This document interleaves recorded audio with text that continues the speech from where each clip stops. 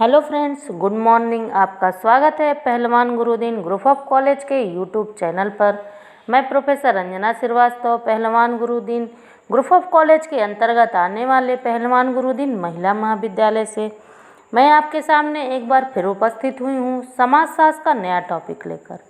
अपने टॉपिक शुरू करने से पहले यदि आपने हमारे चैनल को अब तक सब्सक्राइब नहीं किया है तो प्लीज़ सब्सक्राइब करें और उसके बगल में दिए गए बेल आइकन को ज़रूर प्रेस करें ताकि हमारी सभी नई वीडियोज़ की नोटिफिकेशन सबसे पहले आप तक पहुंच सके।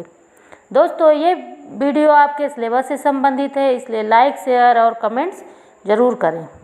चलिए चलते हैं आज के टॉपिक पर। आज हम लोग बीए सेकेंड ईयर के फर्स्ट पेपर से टॉपिक लिया है विकास की अवधारणा।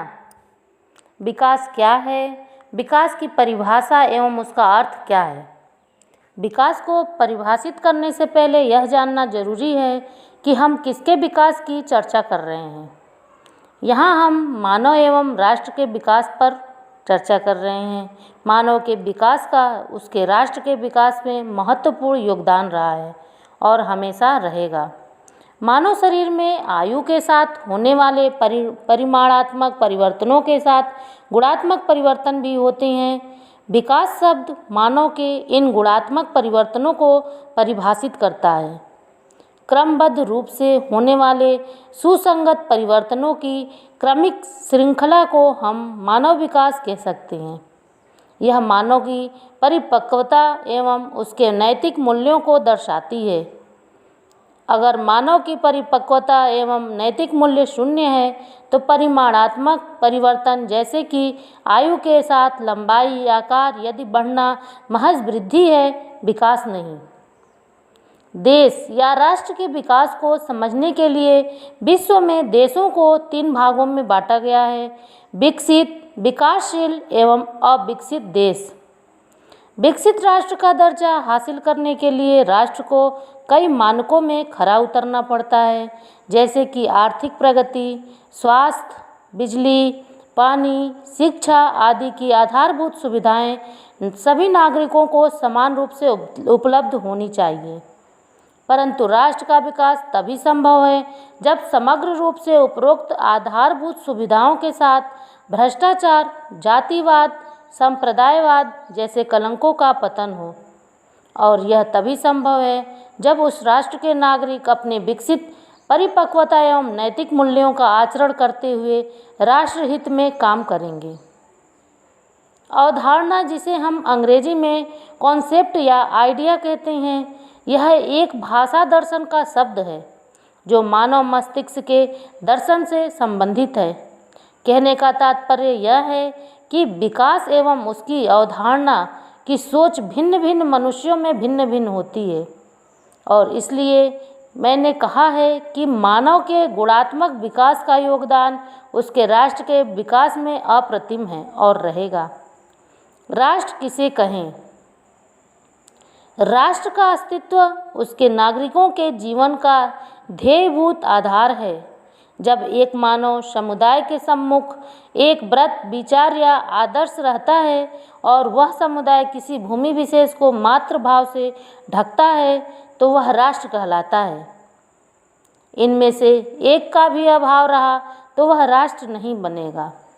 भारत में विकास की चर्चा दिन प्रतिदिन निरंतर रूप से चलती रही है, पर विडंबना यह है कि यह चर्चा विदेशी अर्थशास्त्रियों के शोध एवं सोच से प्रभावित रहती है।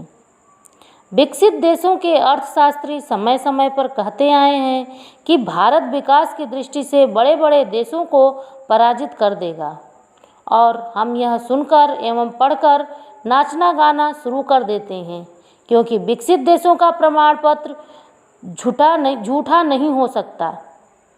भारत के साथ ऐसा अभी कुछ समय से नहीं हो रहा, वरना पिछले 3 शताब्दियों से चलता आ रहा है।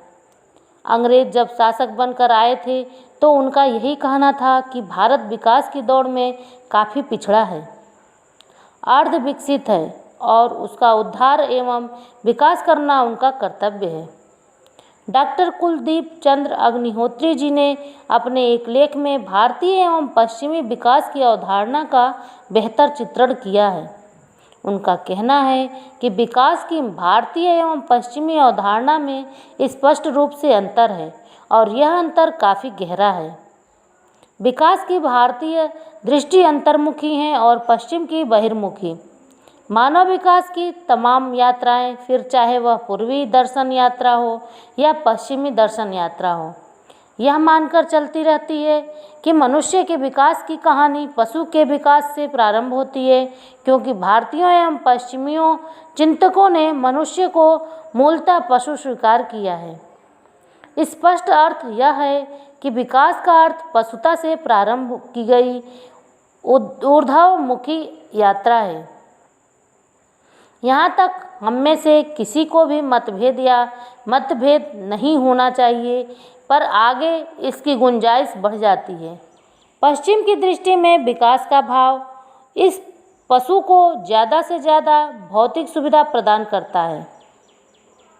अच्छा कपड़ा, अच्छा मकान, अच्छे वाहन, सज धज के रहना, किसी भी काम के लिए काम से काम श्रम करना पड़े, सारे साधन उसे बटन दबाते ही उपलब्ध हो जाते हैं।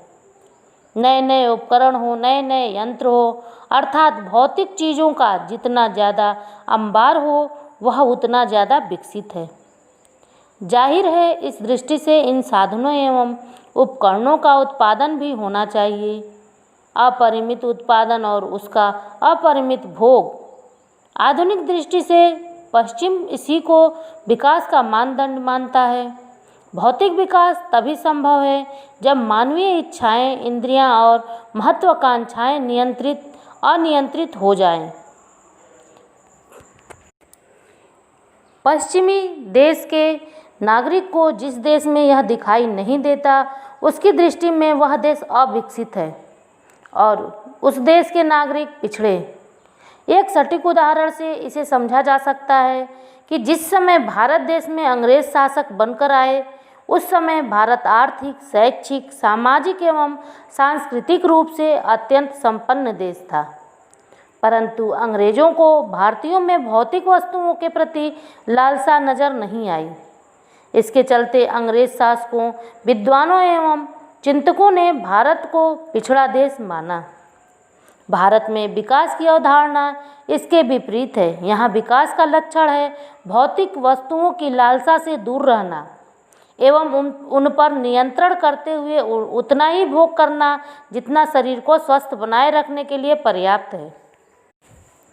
ऐसा वातावरण एवं पर्यावरण बनाना जिसमें किसी को रोग ना हो। पश्चिमी विकास का अर्थ है अस्पताल में सर्वोत्तम इलाज उपलब्ध करवाना, वरन भारतीय विकास की अवधारणा है कि अस्पताल जाने की नौबत ही नहीं आए।